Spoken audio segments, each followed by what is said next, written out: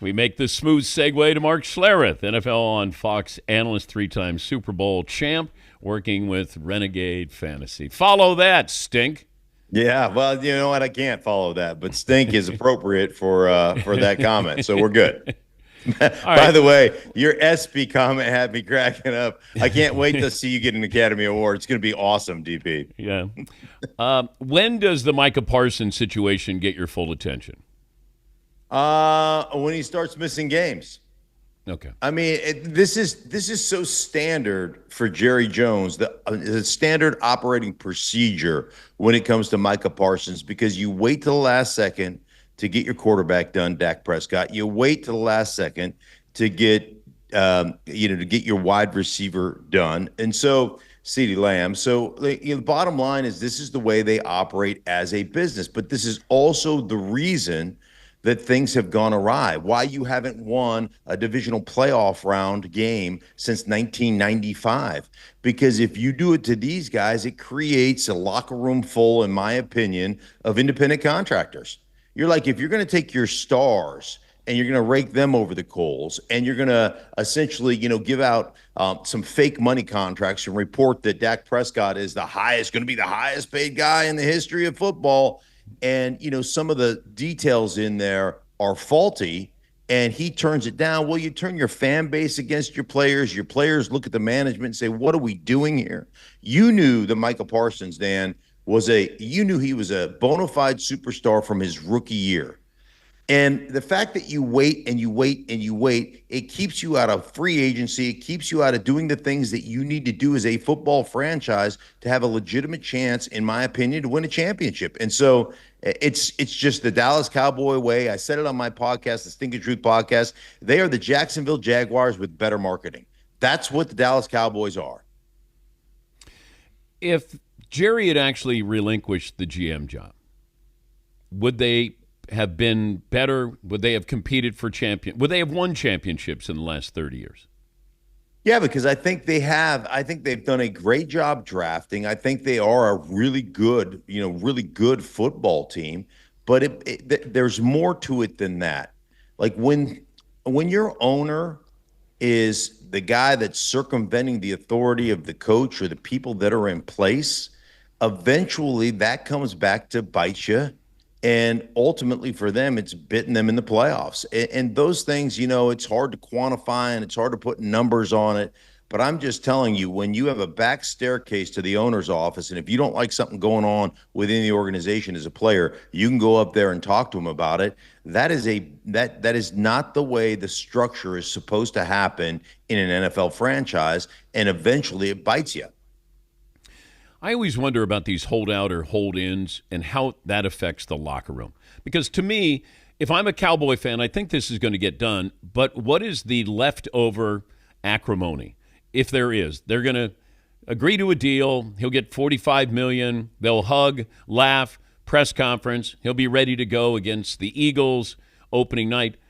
But I just don't know if there's spillover. And, as long as you played – and granted, it's a different NFL now, but does it bleed into the locker room? And if so, what does it do?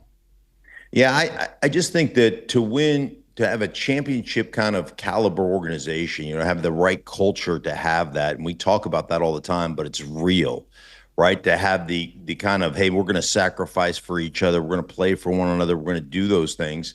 When there's some acrimony within that locker room. And ultimately, you're right. They'll agree to terms. They'll shake it out. They'll hug. Everybody be happy. But inside that locker room, man, you kind of pick sides. And ultimately, as a player, and I was never a superstar. I'm not one of those guys that that commands that kind of attention. But you got to remember that there's probably only 3 or 4 of those guys on each team. The other 50 guys, 49 guys are me. And you start looking at it from the standpoint of, hey, man, if they're going to do it to the superstar that's done everything the right way, the guy that came in here from the rookie year on and has played multiple positions, played inside, played outside, we've moved him around, and he has just thrived, and he has created opportunity for us as a defense, and he's done everything the right way, and you're going to kind of rake him over the coals, or you're going to slow play this thing with him, then what's going to happen when I'm a free agent? What's going to happen when I need a new contract? What's going to happen to us? And I just think it creates animosity between, the locker room downstairs and the front office upstairs. And that's a bad way to have a franchise like to be able to compete in this league. Talking to Mark Schlereth, NFL on Fox analyst. I'm looking at the holdout with Cincinnati with Trey Hendrickson and Terry McLaurin with Washington. Which one will have a bigger impact if they're not ready to go week one? I think the McLaurin. And McLaurin is just a guy that's going to get 1,200 yards regardless of who the quarterback is. And it's funny, when you do Washington games, when you travel around and do a Washington game, you talk to other defensive coordinators around the league, the number one priority 9 times out of 10 is, how are we going to shut that guy down? How are we going to slow McLaurin down? And so he's not only that guy for Washington, but he's also that dude that when you talk to him, man, he just lights up a room. The old saying of there's 2 types of people in the world: those who light up a room when they go walk into it, and those who light up a room when they walk out of it. He lights up the room when he walks into it, right? He is just a guy that brings energy, brings excitement, a guy that's super respected within that locker room and within that community. So that guy, to me, makes a huge difference. Listen, Trey Hendrickson is a phenomenal football player. Love watching him play. But in Cincinnati, the one thing they want to do is they want to sit back in shotgun and throw the football. And like the way they are built, the way they are constructed, they're going to try to outscore people. That's what they did last year. Their offensive coordinator came out this offseason and said, hey, we just got to outscore people. And I thought to myself, how'd that work for you last year? It's the dumbest thing I've ever heard, because the way they're constructed, they're not a playoff team. They're wasting Joe Burrow, because they basically make him play the entirety of 4 quarters on a high dive. And ultimately, that's a recipe for disaster. And you got to take that guy off the high dive occasionally. You got to give him opportunities just to take a breather.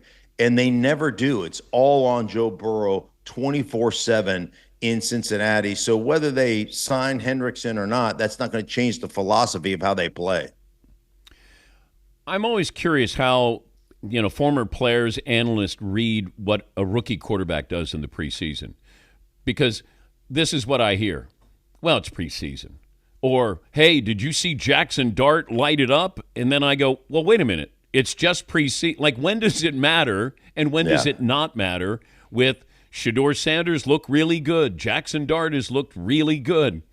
Jalen Milroe. I don't know what is real and not real, so help me out. Yeah, I think that I always say this, and I think I probably stole it from John Lynch, but the preseason doesn't count, but it does matter. It matters how you play. It matters the attitude you have. It matters how you go out there and execute. And so ultimately, the preseason is the base of what you do. So if you're talking about the structure of an offense, for instance, here is what we are.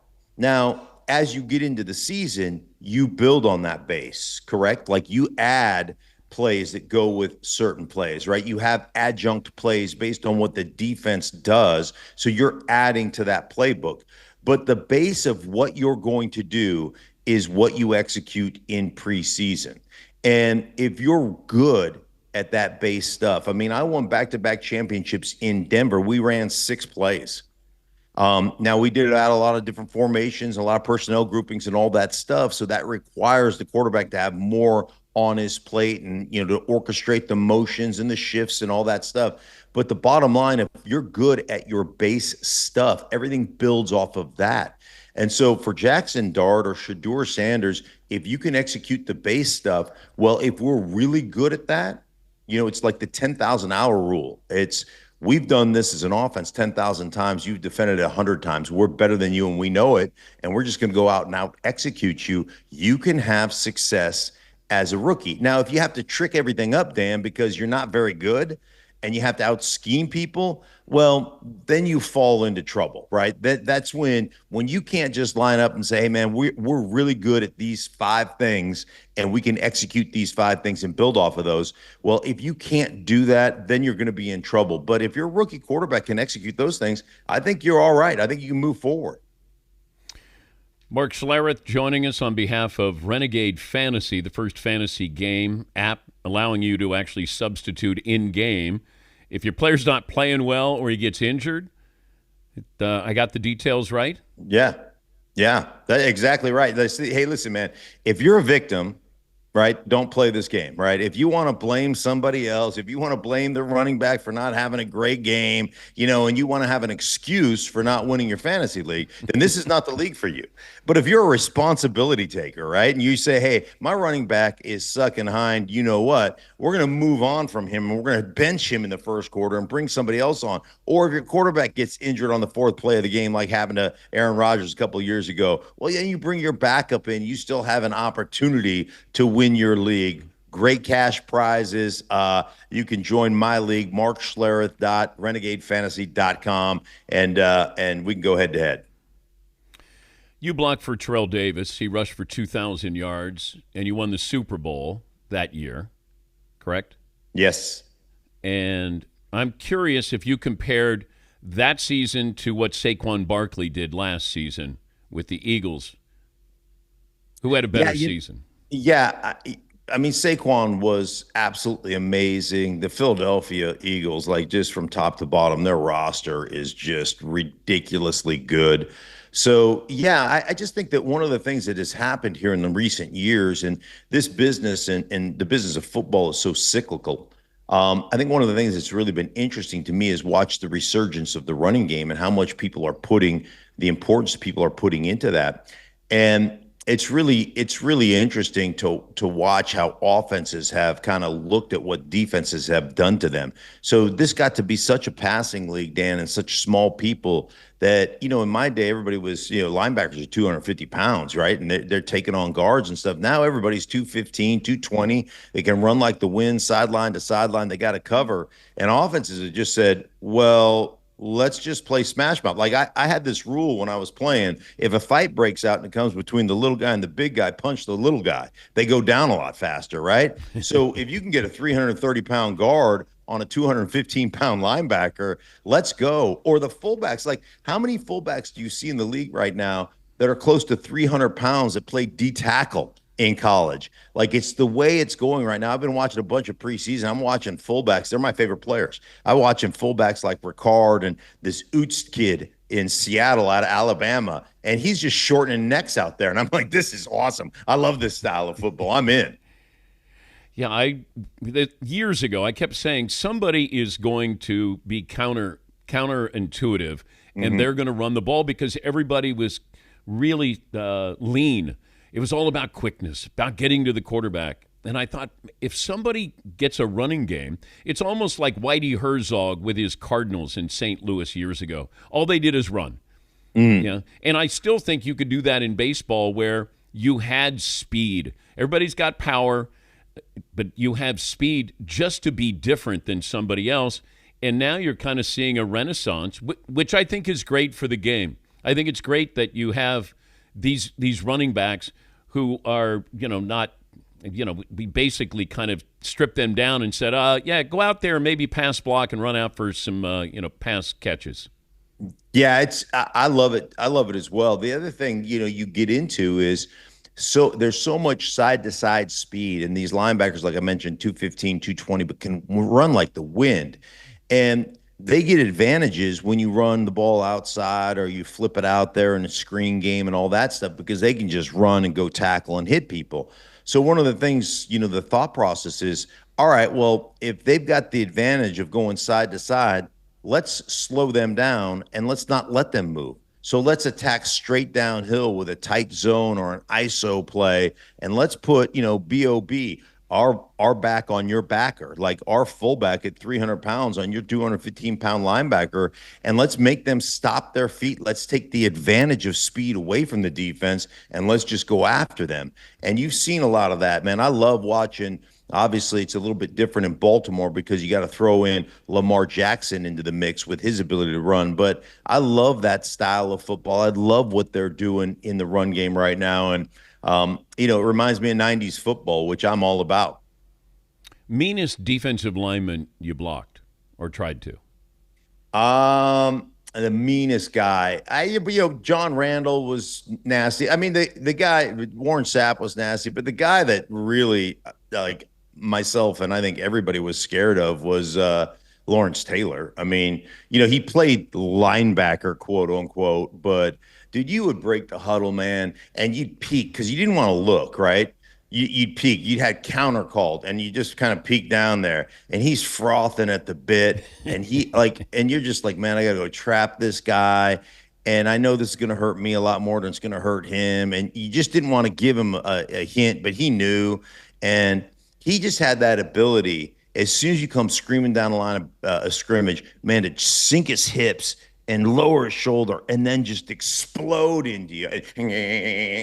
Maybe just like, it would, oh man, he dog cussed me a couple times in a game, and I thought for sure he's gonna kill me. Like I just was like, oh my gosh. I mean, cut him one time or something. And like, if you ever do that again, you're like, yes, sir, Mr. Taylor. I will never do it again. I promise. Yeah, he was frightening. What an unbelievable. Changed the game. Changed the game.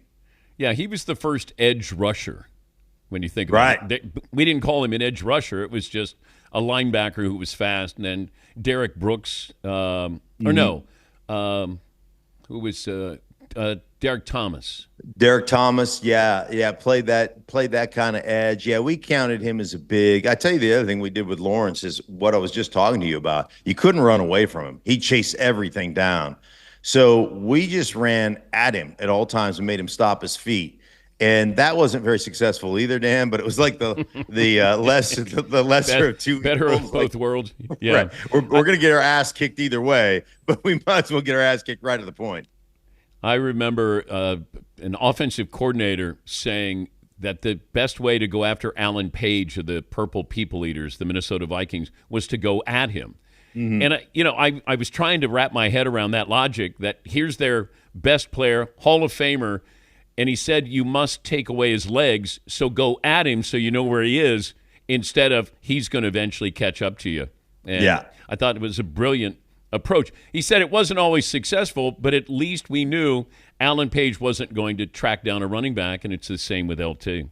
Yeah, for sure. There's a couple of guys that we did that with. I tell you, for the rap that Bill Belichick gets for being a curmudgeon and all that stuff, man, I did a New England game a couple years ago and sat down with Bill and we made our introductions around the table, and then he just looked at me and he goes, "We've had some freaking battles, haven't we?" And then we talked about Redskins Giants back in the late 80s, early 90s, and we probably talked for 30 minutes. It had nothing to do with the game I was calling, just about that time and game planning, and it was one of the coolest conversations I've ever had. Mark Schlereth, Renegade Fantasy, the first fantasy game app that allows you to substitute in-game if your player gets injured or you just don't like the way he's playing. Great to catch up with you again, Mark. Thanks for joining us. You got it, Dan. Take care, buddy. Always good to be with you. We'll take a break. We'll update our poll results, some phone calls, and our play of the day right after this.